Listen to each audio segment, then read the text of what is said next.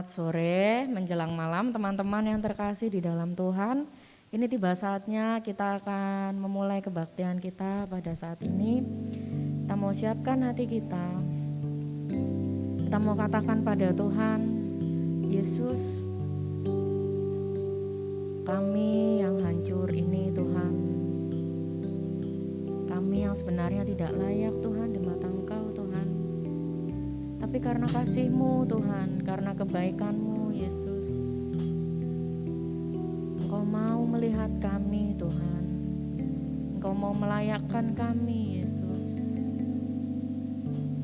Dan saat ini Tuhan, kami mau mengenal-Mu lebih lagi Tuhan. Kita akan pujikan, mengenal-Mu. Bila ku buka mataku, bila ku buka mataku dan lihat wajah-Mu, ku terkagum. Bila ku lihat hidupku dan karya tangan-Mu, ku tersanjung karena semua yang baik dalam hidupku itulah karya-Mu. Kau beri kesempatan yang baru dan ku ingin mengenal-Mu.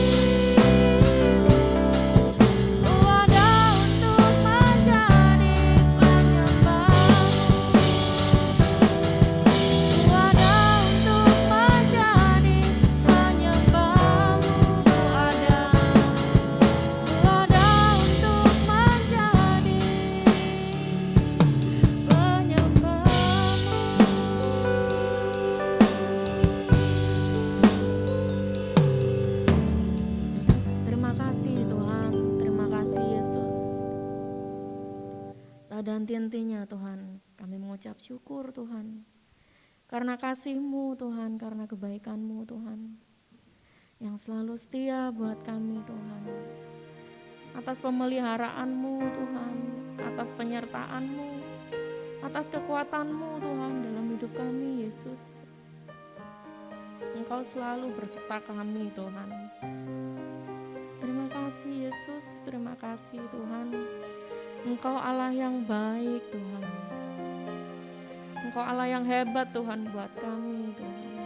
Terima kasih Yesus, terima kasih Tuhan. Dan sebentar Tuhan, kami akan memuji dan memuliakan nama-Mu lebih lagi Tuhan.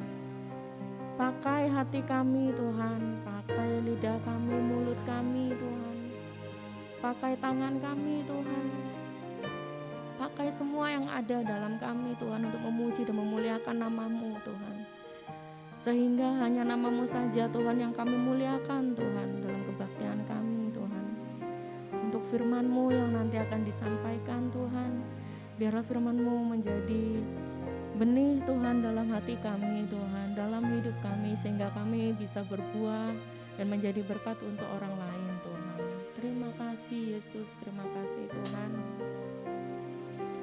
Kami mau serahkan Tuhan kebaktian kami Tuhan, hanya di dalam nama-Mu Tuhan Yesus. Haleluya, amin. Shalom teman-teman. Shalom ya, siap memuji nama Tuhan? Amin. Kita akan pujikan dengan sekarang waktunya.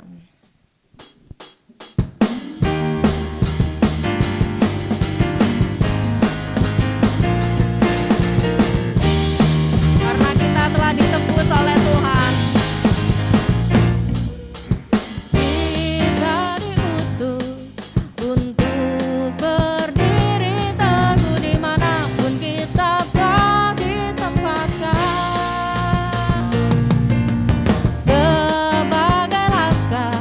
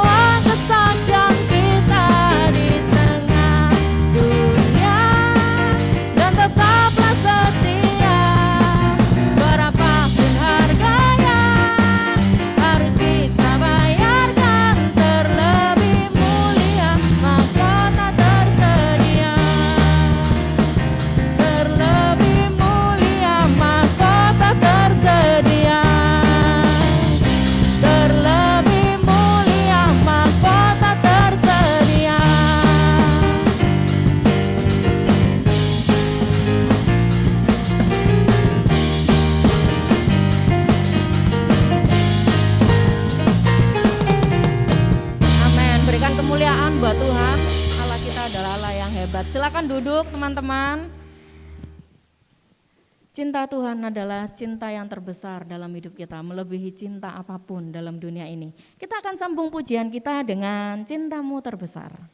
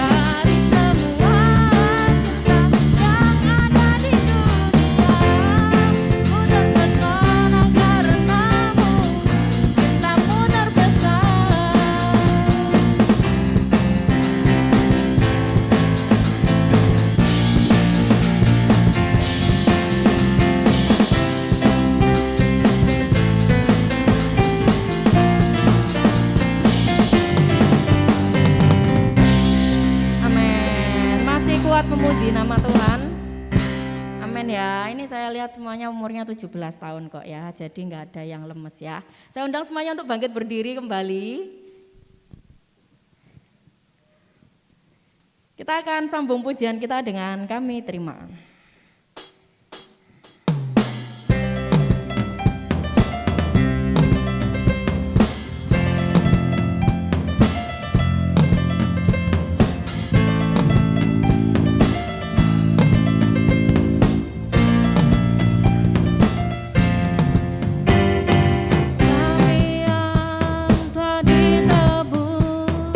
Dengan darah yang kudus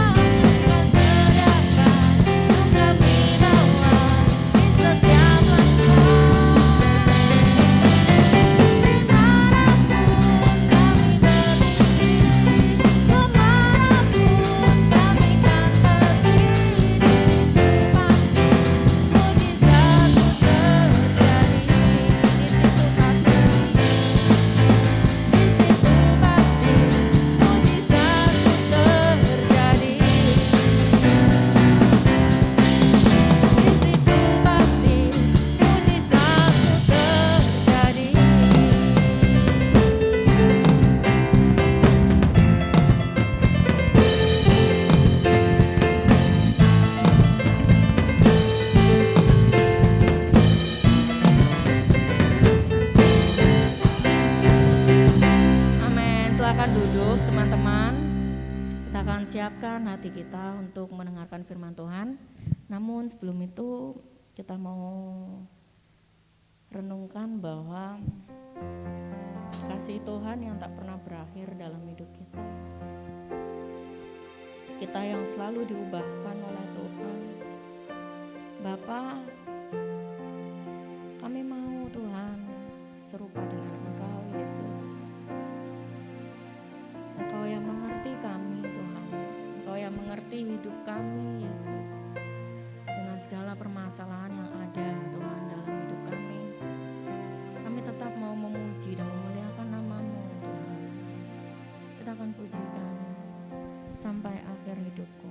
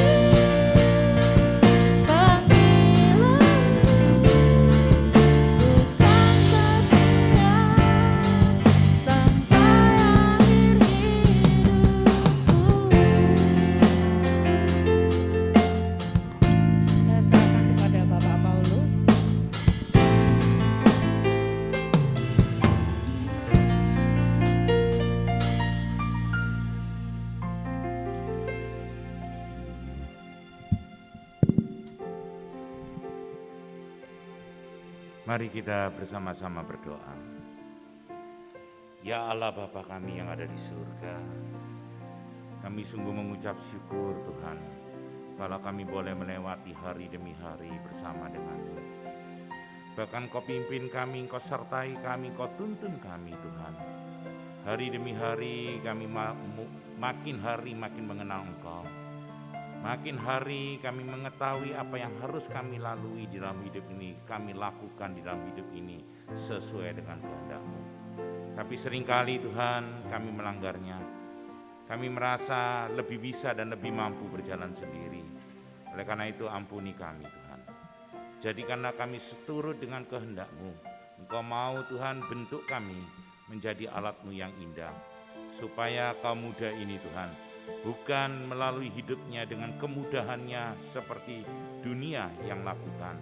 Tapi biarlah kami semua menjadi pemuda-pemuda, pemudi-pemudi yang kuat melalui hidup ini. Bukan karena kemampuan atau kebisaan kami, tapi semata-mata kami menyadari itu karena anugerah dan kekuatan-Mu atas pertolongan-Mu. Terima kasih Tuhan, kami percayakan seluruh firman-Mu ke dalam tangan-Mu. Kau sembunyikan hamba-Mu Tuhan di belakang-Mu, supaya Roh Kudus yang memimpin kami menyertai kami untuk menyampaikannya, sehingga semuanya yang disampaikan adalah keinginan hati-Mu. Terima kasih Tuhan, kuasai kami, kuasai hamba-Mu. Di dalam nama Tuhan Yesus kami berdoa dan mengucap syukur. Haleluya, amin. Shalom, puji nama Tuhan. Kalau hari ini kita sama-sama masih boleh menikmati firman Tuhan, menikmati ibadah, khususnya para pemuda, bahwa kita di dalam kemudahan kita boleh menikmati hari-hari bersama dengan Tuhan. Karena tidak semua para pemuda boleh menikmati seperti itu. Dan kita boleh bersyukur atas semuanya yang ada, karena Tuhan tidak pernah salah pilih kita. Tuhan menentukan kita, Tuhan menentukan semua pilihannya, dan Tuhan memberikan kepada kita anugerah yang besar kalau kita boleh menjadi anak-anak-Nya. Oleh karena itu, ya, kita akan memulai ibadah firman Tuhan pada sore malam hari ini dengan satu tema yang diberikan kepada saya, yaitu progres, proses hidup, ya, hidup anak-anak Tuhan, ya, para pemuda. Saya harus mengartikan dulu apa yang diartikan progres itu kepada kita semua. Progres tidak terlepas dengan waktu. Karena waktu yang ada ini selalu disediakan Tuhan buat kita, bukan untuk disia-siakan. Tapi waktu yang ada ini yang bertambah hari, bertambah umur kita, ya, umur pemuda menjadi satu hari menjadi dewasa, ya. Dan juga pada satu hari kita semua para pemuda akan menjadi orang tua. Dan orang tua akan menjadi lanjut usia, dan pada akhirnya seperti apa yang umumnya manusia menerimanya, pada titik tertentu kita akan kembali ke tangan Bapa. Tidak ada yang lain. Dan proses ini mau tidak mau kita harus berani ambil keputusan di awal untuk masuk ke lanjut, yaitu ke proses. Setelah proses menuju kemana? Ke tujuan yang sudah, ya, diarahkan dari awal bahwa kita mau menuju kemana. Nah, untuk menuju ke sana semuanya melewati proses. Seperti yang saya siapkan di sini, ya, biasanya kita menyadari dari yang tidak ada menjadi ada. Untuk itu perlu proses. Yang dulunya kita tidak mengerti apa-apa menjadi dibuat untuk mengerti. Itu pun juga melalui proses. Tidak mendadak seperti simsalabim, seperti film yang asal menunjukkan kepada kita langsung minum sesuatu langsung kita berubah. Ya, orang miskin menjadi orang kaya, orang tidak sukses langsung menjadi sukses. Sepertinya semuanya semudah itu. Tidak. Kenyataan yang ada kita harus terima, yaitu melalui satu proses kehidupan. Nah, dari seluruhnya itu kita tidak bisa melepaskan bahwa hidup ini apakah kita mau menuju kemana. Kalau kita kembali kepada firman Tuhan, setiap anak-anak Tuhan, karena ini betul-betul satu prinsip kehidupan kita anak-anak Tuhan, kita mau tidak mau menuju kepada apa yang Tuhan inginkan dengan menciptakan kita. Tidak terlepas dari itu. Kadang kita bertanya, kenapa kok kita tidak punya tujuan sendiri? Ini banyak yang menanyakan, kenapa saya tidak punya tujuan sendiri? Saya kan punya hak untuk menentukan tujuan hidup saya di belakang, mau kemana. Tapi anak-anak Tuhan, para pemuda, kita disiapkan ada di dunia ini, semuanya menuju ke satu tujuan yang sama, tidak berbeda. Yaitu tujuan yang Allah berikan kepada kita. Kalau kita secara awam berpikir bahwa kita, ingin besok jadi orang seperti ini, jadi insinyur yang luar biasa, menjadi pengusaha yang luar biasa, itu boleh, tidak ada masalah. Tetapi tetap di dalam koridor yang tidak pernah terlepas dengan satu tujuan, Allah menciptakan kita. Dan Allah memilih kita menjadi anak-anaknya, tidak pernah akan terlepas. Kalau kita lupa hal ini, berarti ikatan kita sudah lepas daripada pohon yang besar, yaitu pohon Allah yang sudah disediakan. Kita sebagai carang-carangnya yang melekat kepada pohon pokok anggur itu. Oleh karena itu kita harus sama-sama belajar ya. Kenapa itu harus terjadi bagi kita? Karena itulah yang harus kita lalui. Nah, di sini saya menulis apakah ada untuk memperoleh sukses itu tanpa perjuangan di dalam proses. Tidak. Kita selalu secara manusiawi daging kita selalu ingin memudahkan semua proses. Ini kesalahan kita manusia. Kita selalu anggap proses itu sesuatu yang ringan, sesuatu yang kalau dilewati sudahlah, tidak dilewati pun nggak apa-apa. Malah ingin kalau bisa tanpa lewat proses, kita instan langsung mendapatkan tujuan kita. Itu manusiawi. Semua orang akan berpikir ke sana, bukan hanya para pemuda. Kita pun yang sudah umur tua pun kalau boleh yang sudah makan istilahnya kesulitan hidup di dalam hidup ini, kita pun masih ada rasa ingin. Meskipun saya berpengalaman dan semua orang tua berpengalaman, kalau semuanya harus lewat proses. Tetapi kenapa kok selalu ingin? Karena daging kita yang penuh dengan satu kedosaan ini selalu ingin semuanya dibuat gampang dan ingin mencapai tujuan dengan mudah. Sampai sepertinya hidup ini tidak perlu masuk di dalam proses, tapi kita lewati aja dengan apa yang ada. Nah, kita harus tahu bahwa kita tidak akan pernah terlepas dari proses. Proses itu berlanjut, satu ke satu waktu berlanjut terus sampai pada titik tertentu. Kita akan berhenti dari proses itu yang ada di hidup kita di dunia ini. Karena kita yakini tulisan daripada pengkhotbah sudah jelas. Semuanya ada masanya.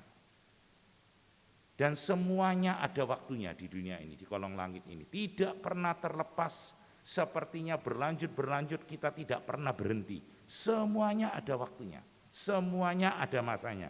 Oleh karena itu, kita akan masuk lebih dalam tentang kehidupan kekristenan dan kerohanian kita pun yang tidak terlepas dari proses ini.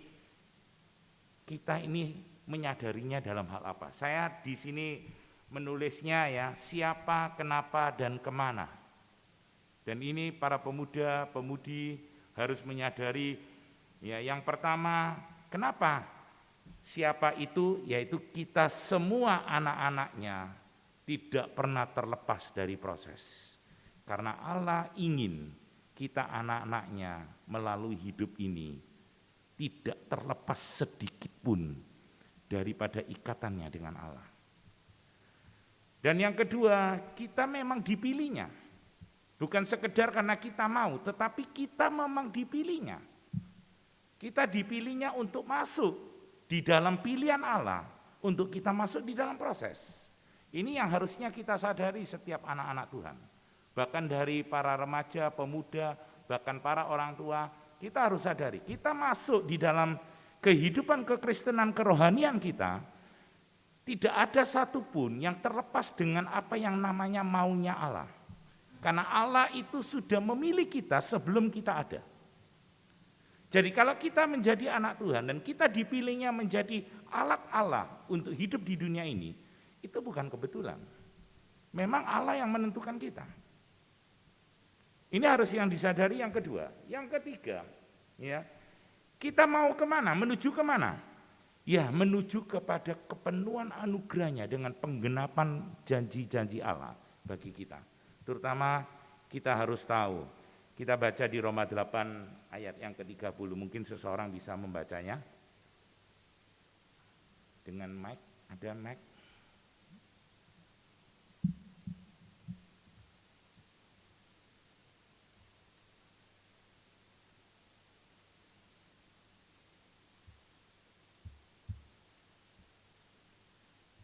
Atau saya yang membaca. Roma 8 ayat yang ke-30.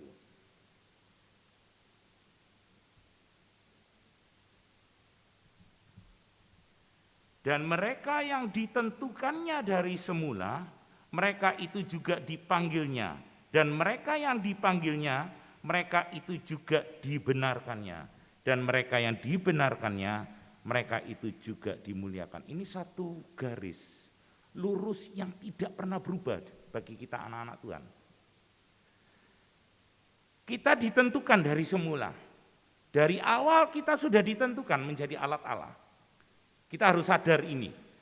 Kita tidak bisa lepas dari ini. Ini prinsip kekristenan dasar. Ya, kita sudah ditentukannya dari semula. Dan kita ini juga dipanggilnya.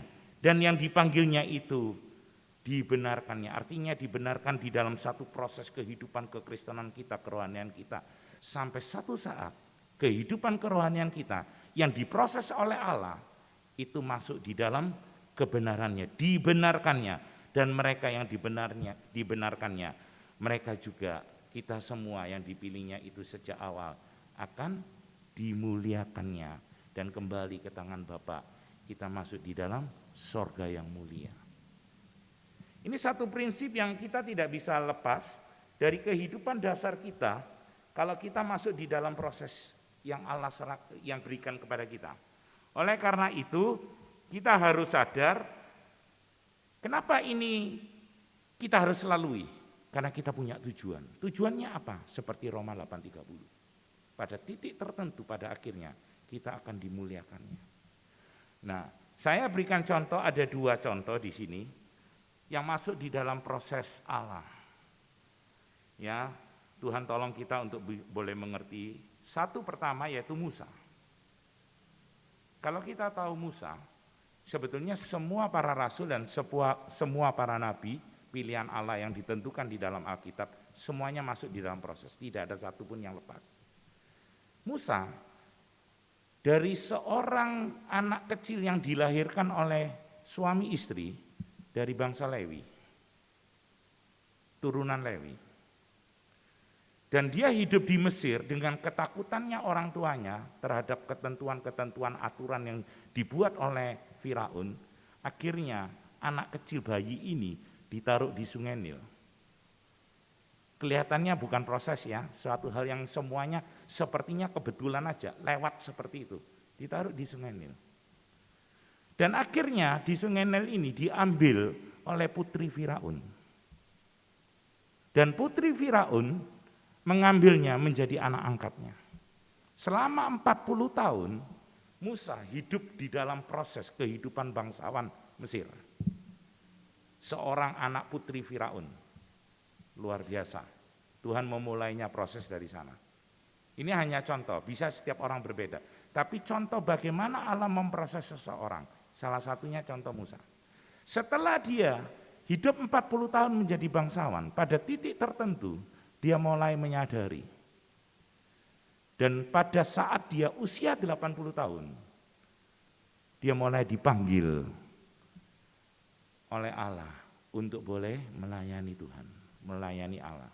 Apa yang terjadi? Musa tidak siap menurut hatinya Musa. Menurut pikiran Musa, kita selalu para pemuda, khususnya kalau kita tantang untuk melayani Tuhan, melakukan sesuatu, selalu kita merasa takut dan kita tidak siap. Punya alasan yang banyak, seperti Musa. Yang katanya tidak baik untuk bisa berbicara karena lidahnya itu sepertinya sulit untuk menyampaikan sesuatu. Sampai pada akhirnya Allah dengan memaksakan satu kehendak Allah kepada Musa, akhirnya Musa dipakainya. Pelan proses itu akan berjalan. Sampai pada satu hari, Tuhan memerintahkan Musa menjadi alatnya untuk kembali ketemu dengan Firaun, tetapi bukan sebagai anak putri Firaun, tapi sebagai orang Ibrani. Dulunya kan memang turunan dari Lewi Ibrani, tetapi karena ditaruh di sungai diambil oleh putri Firaun menjadi anggota bangsawan dari kerajaan Mesir, Firaun. Tapi selama 40 tahun dia bergejolak dengan kemurahan Tuhan, membuat pikiran Musa itu agak berpikir apa yang harus dilakukan, terutama dia melihat bangsanya yang ditekan oleh Firaun. Akhirnya pada usia 80, panggilan Allah memulai di dalam Musa, dan Musa mulai berusaha untuk mengeluarkan Bani Israel dari Mesir. Kita ketahui semua cerita ini dimulai dengan permulaan ya, memberikan mujizat, yaitu tongkatnya bisa menjadi ular untuk dipamerkan atau ditunjukkan kepada Firaun.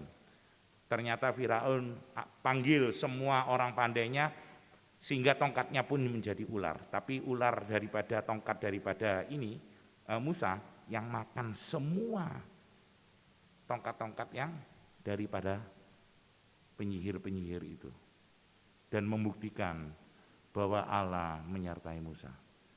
Tulah pertama mulai datang karena Firaun berkeras hati. Tulah kedua mulai jalan lagi sampai 10 tulah. Apa yang terjadi? Betul-betul Tuhan memproses kehidupan anak-anak Tuhan. Artinya orang Israel saat itu termasuk Musa. Termasuk juga untuk Firaun. Ya, apa yang disampaikan oleh Allah kepada Musa? Aku mengeraskan hati mereka. Artinya apa yang dikerjakan Musa selalu Tuhan memproses. Kamu tidak akan berhasil karena aku yang mengeraskan hatinya. Tapi Musa diperintahkan terus untuk melakukan itu. Kita kadang-kadang kalau menjadi anak Tuhan, kenapa sih aku lakukan terus ini? Aku juga tidak buat berhasil. Apalagi kalau kita tahu Tuhan itu bilang, aku mengeraskan hati mereka. Tapi kamu coba firman bagikan ke mereka. Tetap dia keras hati karena Tuhan mengeraskan hatinya. Seperti contoh yang di sini, Musa. Kadang-kadang kita bertanya, sudahlah, apa yang Tuhan mau, aku tidak pusing. Aku ya percuma kok pelayanan. Aku ini percuma melakukan apapun. Diproses oleh Tuhan pun saya percuma. Karena ujung-ujungnya Tuhanlah yang menentukan, Allah lah yang menentukan. Tapi Musa di dalam proses ini ada kesetiaan loyal kepada Allah. Ada rasa taat dan rasa dedikasi pengabdian kepada Allah. Dia kerjakan sampai 10 kali, sampai yang terakhir, tulah yang terakhir yaitu anak tunggal, anak pertama, anak sulung daripada orang Mesir, diambil nyawanya. Barulah Firaun mengizinkan Bani Israel itu keluar. Dan kita harus tahu Musa adalah satu orang nabi yang menjalani hidupnya untuk menuju penggenapan janji firman Tuhan bagi setiap anak-anaknya di Bani Israel untuk masuk ke tanah perjanjian. Dan Musa itu tahu. Nah, Musa lakukan di dalam proses itu sampai pada ujungnya di Laut Merah, ya, ada satu hal yang Tuhan buat orang Firaun. Orang Firaun yang mengejarnya. Dengan mata sendiri semua orang Israel melihatnya tenggelam orang Mesir itu karena perbuatan Allah. Tetapi Allah tetap mengeraskan hati mereka. Sampai mereka terbunuh semua. Akhirnya singkat cerita, kalau kita lihat secara umum manusia selalu berharap sesuatu berakhir dengan baik. Aku ini sudah nurut Tuhan loh. Sudah diproses oleh Tuhan, saya ikutin Tuhan punya mau. 10 tulah meskipun Tuhan keraskan hati, aku tetap setia loyal. Apa yang terjadi selanjutnya? Sampai dosa yang dibuat oleh Musa dengan memukul tongkatnya 2 kali dengan keras. Gunung itu mengeluarkan, bukit itu mengeluarkan air. Yang harusnya diperintahkan oleh Tuhan hanya menyampaikan aja berita firman Tuhan untuk itu. Tetapi tongkatnya bergerak karena emosinya dia pukul. Sampai pada ujungnya yang kita ketahui sama-sama, Musa hanya suruh naik ke Gunung Nebo. Lihat di depannya, pandanglah di depanmu tanah perjanjian. engkau tidak boleh masuk ke dalam. Aneh ya, itulah yang namanya keagungan Allah di dalam setiap hidup anak Tuhan. Termasuk para pemuda-pemuda yang hadir di sini. Termasuk mereka yang mendengar mungkin dengan tundanya online ini. Satu hal yang sangat indah, Allah itu memberikan keadilan yang penuh bagi manusia. Apa yang dilakukan Musa? Musa membantahnya, tetap dia bersetia di dalam proses Allah.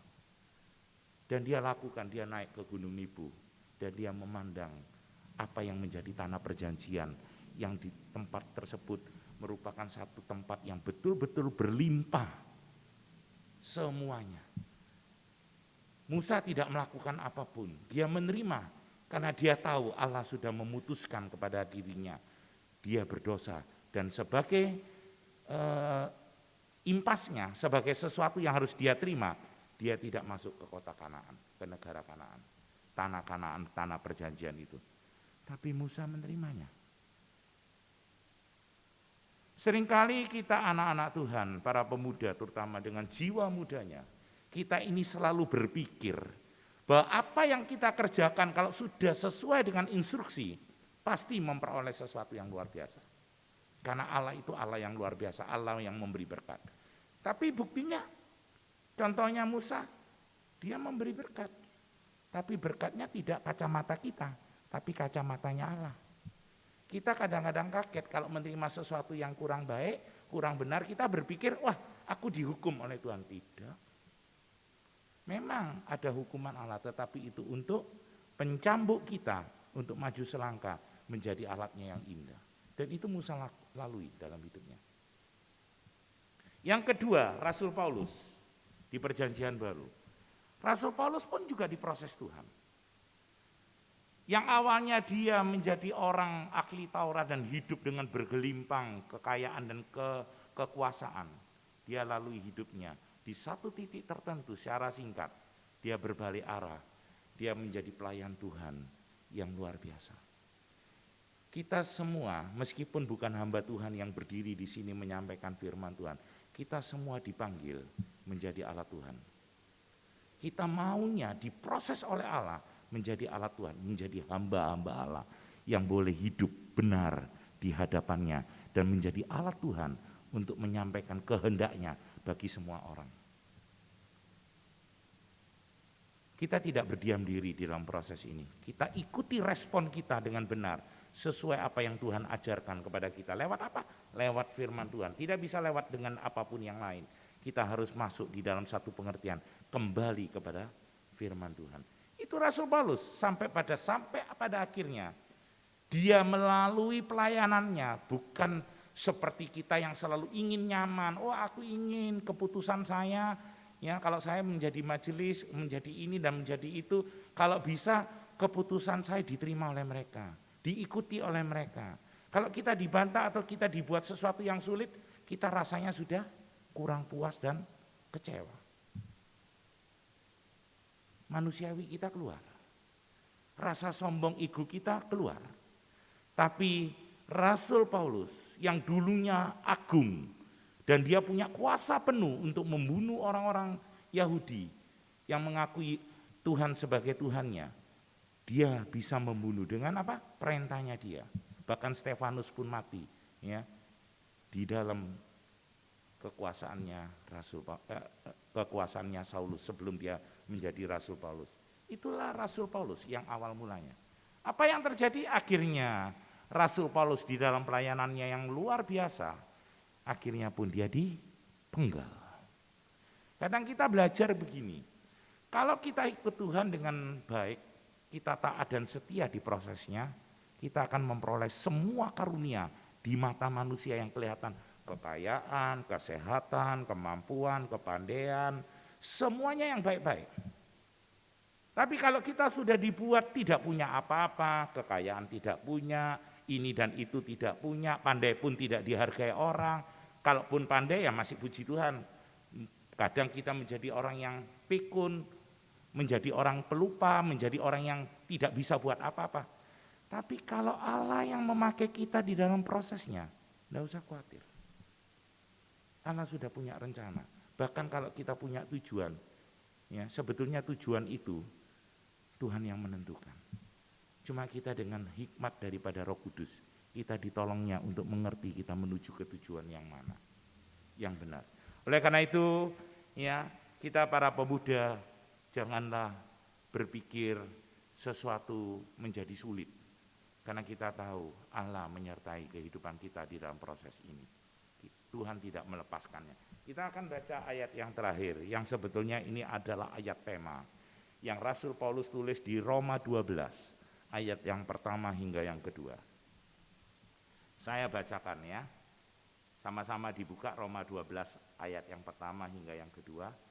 Karena itu saudara-saudara, demi kemurahan Allah, aku menasihatkan kamu, supaya kamu mempersembahkan tubuhmu sebagai persembahan yang hidup, yang kudus dan yang berkenan kepada Allah. Itu adalah ibadahmu yang sejati. Ini ayat yang pertama.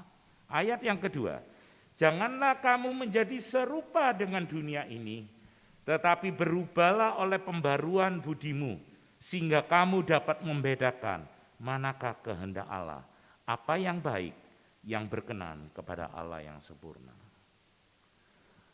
Tadi saya cerita Rasul Paulus yang dulunya Saulus, yang hidupnya bergelimang dengan harta, bergelimang dengan kekuasaan, semuanya menghargai dia sebagai orang Romawi, sebagai ahli Taurat, orang yang pandai, murid daripada Gamaliel. Tapi dengan proses Allah yang luar biasa, terjadilah dia menyampaikan kepada kita, Roma 12 ayat yang pertama hingga yang kedua. Satu pengakuan kepada Allahnya yang luar biasa kepada Tuhannya. Karena itu saudara-saudara, demi kemurahan Allah, dia menyadari itu kemurahan. Bukan sesuatu yang menyiksa dia, sesuatu yang menakutkan dan membuat dia lari. Tidak, dia malah makin mendekat karena dia tahu ini kemurahan Allah. Aku menasihatkan kamu supaya kamu mempersembahkan tubuhmu sebagai persembahan yang hidup. Tidak sederhana loh. Kita selalu sulit memberikan persembahan dengan mulut kita untuk menyanyi memuji Dia, dengan setia kita melayani Tuhan. Sulit sekali dengan tangan kaki kita untuk melakukan. Tapi yang dikatakan oleh Rasul Paulus, supaya kamu mempersembahkan tubuhmu utuh, keseluruhannya, sebagai persembahan yang hidup, yang kudus, bukan hanya hidup, yang kudus, artinya suci di hadapan Tuhan, benar di hadapan Tuhan, dan dibenarkan oleh Tuhan.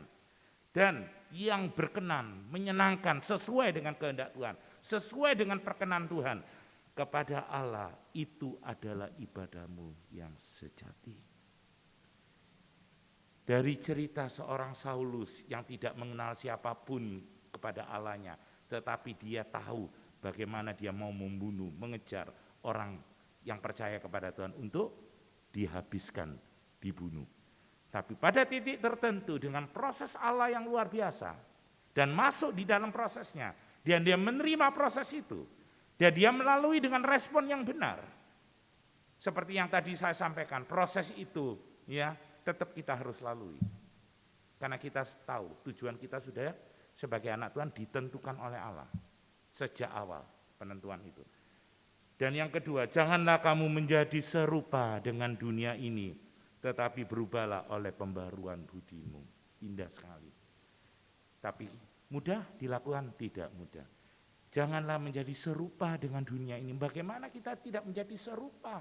Sekeliling kita dunia menawarkan sesuatu yang indah dan nyaman, yang instan, yang langsung kita nikmati dan kita menjadi bahagia. Tapi dikatakan oleh Rasul Paulus di Roma ini, janganlah kamu menjadi serupa dengan dunia ini. Dalam proses kehidupan kita, jangan menjadi serupa dengan dunia ini. Tetapi berubahlah oleh pembaruan budimu, sehingga kamu dapat membedakan manakah kehendak Allah yang baik, yang berkenan kepada Allah, dan yang sempurna. Indah. Dan saya berdoa, dan kita semua bersama-sama berdoa kepada Allah. Tuhan, tolonglah kita semua, kami semua, supaya kita bisa hidup bersama-sama, menjadi alat Allah, seperti Rasul Paulus. Dan dia bukan hanya berkata-kata, di dalam hidupnya menjadi rasul, dia lalui dengan benar semua apa yang dia sampaikan. Kalau kita pemuda semua di sini mau membaca surat-surat Paulus, ya, yang mendasari dari hampir seluruh keimanan kekristenan kita menjadi kerohanian kita yang boleh dikata berkenan bagi Tuhan. Kita baca semua surat Rasul Paulus, khususnya Roma, Korintus. Keindahan yang Rasul Paulus sampaikan itu bukan hanya keindahan semu, tapi Rasul Paulus melakukannya. Kenapa? Karena dia mau diproses oleh Allah dan Tuhan menyertainya di dalam prosesnya. Dan itu janji firman Tuhan bagi kita, para pemuda. Tidak usah khawatir, kita ke depan tidak pernah sendirian. Kita di dalam Tuhan, Tuhan memimpin kita masuk di dalam proses Allah. Dan tujuan Allah itu jelas. Bukan tujuan kita, tujuan Allah itu jelas. Supaya kita pada ujung-ujungnya, kita kembali seperti Roma 8, kita kembali untuk dibenarkannya dan dimuliakannya. Jelas sekali. Tidak ada kata-kata lain. Tidak ada kita mau dikasih rumah besar, mau dikasih ini. Tidak usah mikir seperti itu. Saya sering ngomong-ngomong sama seseorang penatua di gereja kita, yang hampir 2 hari sekali saya hubungan, ya. Karena saya belajar dari beliau, saya sering kali ngomong dan dia pun juga ngomong, apa hidup ini di dunia kalau kita tidak mau diproses Tuhan? Karena kalau kita tidak diproses Tuhan, tujuan kita keluar dari tujuan kita yang benar sesuai firman.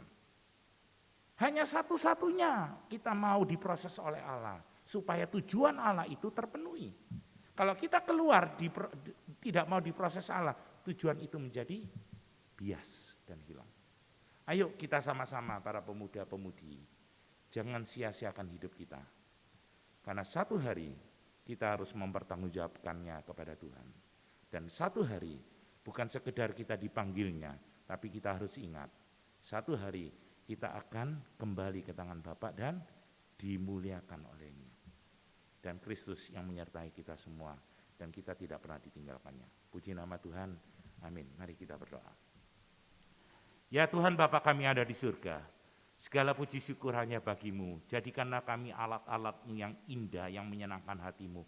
Proseslah kami Tuhan, di dalam segala apapun jadikan kami sesuai dengan kehendak-Mu, yang boleh menyenangkan hati-Mu. Meskipun kadang kami sebagai hati manusiawi kami yang berdosa ini, kami memberontaknya Tuhan. Tuntunlah kami Tuhan. Kalau perlu Tuhan berikan kepada kami satu penjelasan yang jelas sekali untuk kami kembali di dalam satu rel, di dalam alur yang benar sesuai dengan keinginan-Mu. Pakai kami Tuhan, jadikan kami hari demi hari, makin kami hidup di dalam Engkau.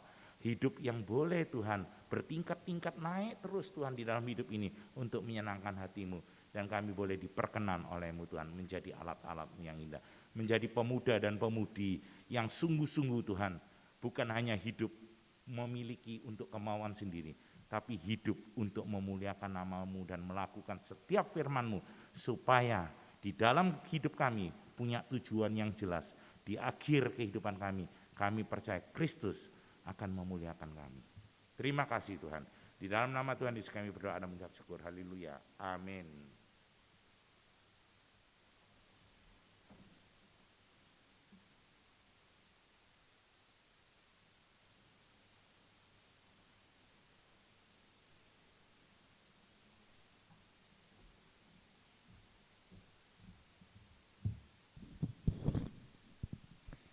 Ya, kami pengurus mengucapkan terima kasih kepada Bapak Paulus yang sudah menyampaikan firman Tuhan. Kiranya Tuhan akan memberkati setiap pelayanan dari Bapak Paulus. Dan saya undang pemain musik untuk maju ke depan, biar saya enggak sendirian gitu ya di depan ya. Sebelum kita memberikan yang terbaik buat Tuhan, saya akan bacakan dulu pengumuman untuk minggu depan. Minggu depan temanya adalah Stronger. Diambil dari kitab Yesaya 40 ayat 27 hingga 31 dan pembicaranya adalah Pendeta Muda Petrus Purnomo. Yang masih belum mengenal Pendeta Muda Petrus, besok boleh kenalan ya.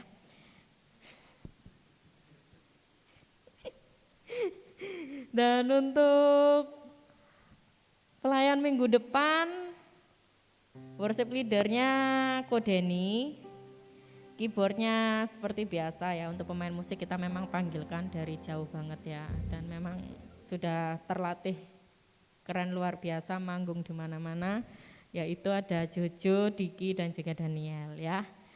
Yang belum kenalan juga boleh kenalan ya. Dan selanjutnya kita mau berikan yang terbaik buat Tuhan. Untuk petugas persembahnya saya minta Kodeni saja. Kita akan pujikan Cintamu Terbesar.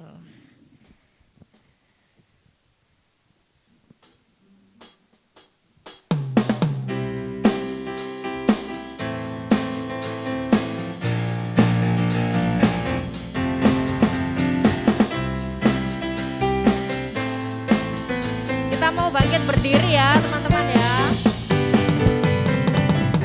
Banyak cerita tentang cinta yang ada di dunia, dari remaja dan yang muda hingga di usia senja. Semua manusia haus akan cinta dan kasih sayang. Namun hanya di dalammu ku temukan cinta yang tiada pernah berubah. Cintamu terlebih besar dari semua cinta yang ada di dunia. Ku terpesona karenamu, cintamu terbesar. Cinta yang ada di dunia,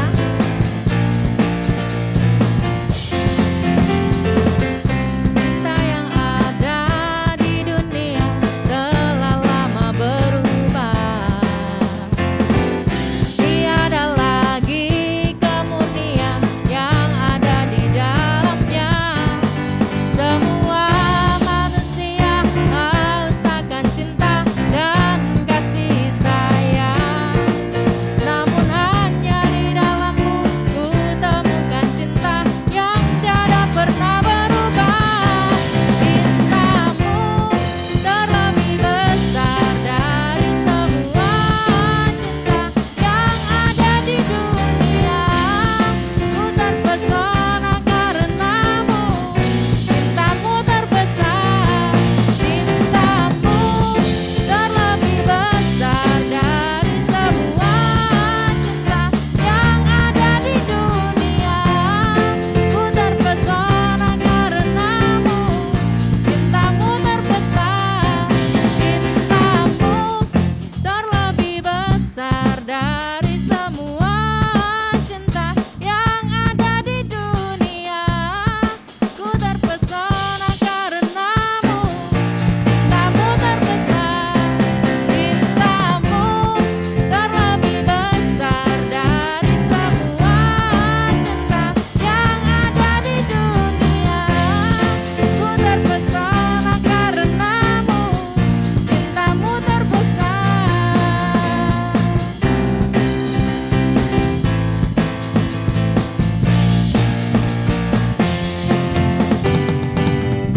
Ya, kita juga akan tutup kebaktian kita. Untuk doa penutup dan juga doa persembahan saya serahkan kepada Pendeta Susi untuk pimpin kita dalam doa.